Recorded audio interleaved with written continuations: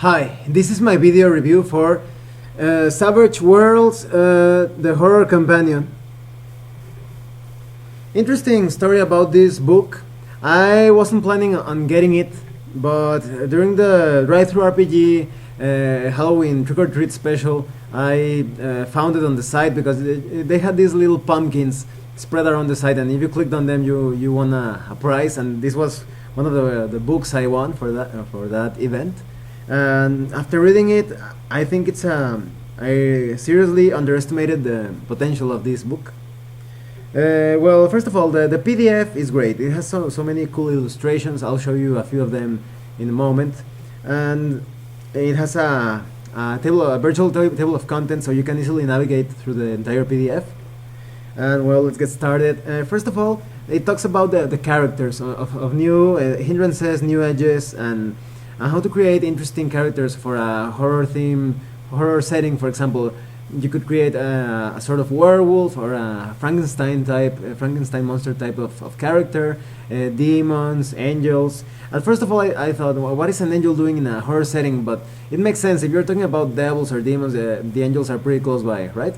So you can create a lot of supernatural characters. Vampires have vampires, and the about the new edges, those I felt were a bit lacking. They weren't as much. There are some cool ones like the Necromancer edge, so you can raise the dead and all that. But I think they could have added a bit more, maybe specific edges for for the attacks. If you chose a werewolf type character, or maybe if you chose a vampire or half vampire, half human, some specific edges, more specific edges for that type of character.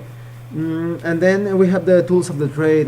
This chapter talks about melee weapons, ranged weapons, ammunition, and gear that could be found in the repertoire of a vampire hunter or a supernatural killer, and that kind of character. You find things like wooden stakes and the proton pack, like the Ghostbusters, and that's a pretty cool selection of items.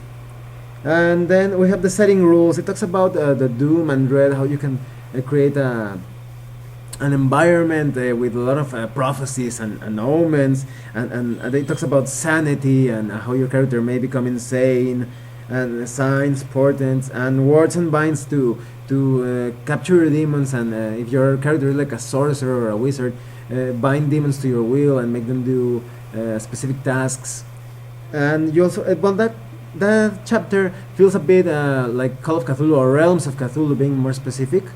But I think it serves its purpose, because sometimes you want to play a game that feels gritty and a bit more realistic, than instead of playing like an Underworld or a Blade game where your character is jumping around, throwing knives and stakes at all the vampires and other monsters.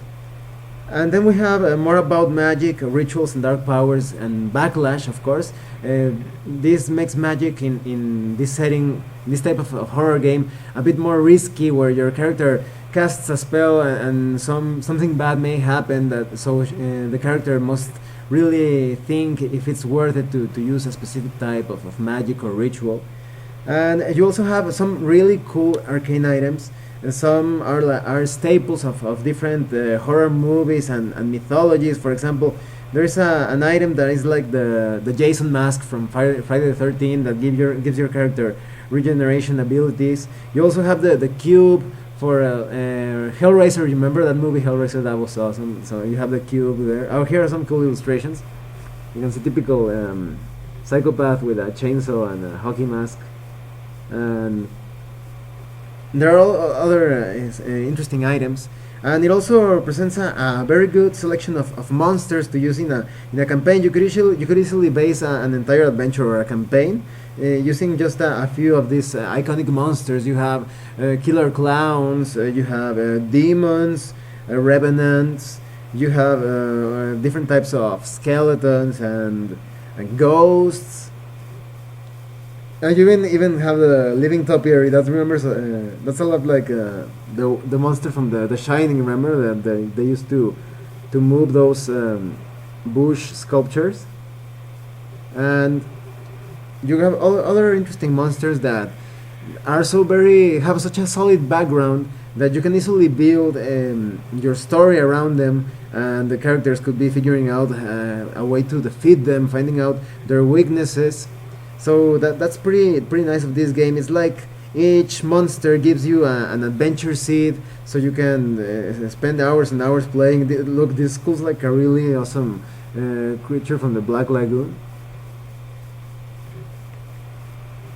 And at the end of the book, there's a lot of great advice telling you how to transform your favorite Savage World setting into a horror setting. It talks about how to transform a sci-fi or a fantasy setting into a horror, a more darker type of campaign setting. And it talks about how to keep tension and fear in the gaming table. Let's see, what else can I say about that chapter. It also talks about how to adjust the difficulties, but that's always a tricky subject with Savage World. You really can't find a fireproof way of balancing encounters. Only after a lot of games you get enough experience to balance those types of things.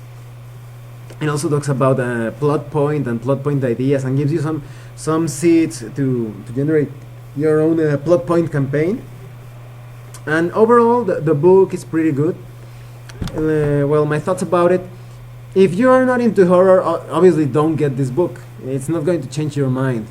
But if you are into horror of any kind, even if you are into those action-packed adventures where the character is like a badass vampire hunter and he starts killing everything inside with his holy grenades and silver knives and all that, you should get this book. But also if you're more into like Lovecraftian adventures where your character is afraid and tiptoeing around a haunted house, trying not to look at the monsters because he's going to faint or go insane or have a heart attack, you should also buy this book. This book is a must-have. If you love Savage Worlds and you love horror, you must get this book. Well, thanks for watching my video. If you have any comments, please type them down. I will read them. And well, see you later.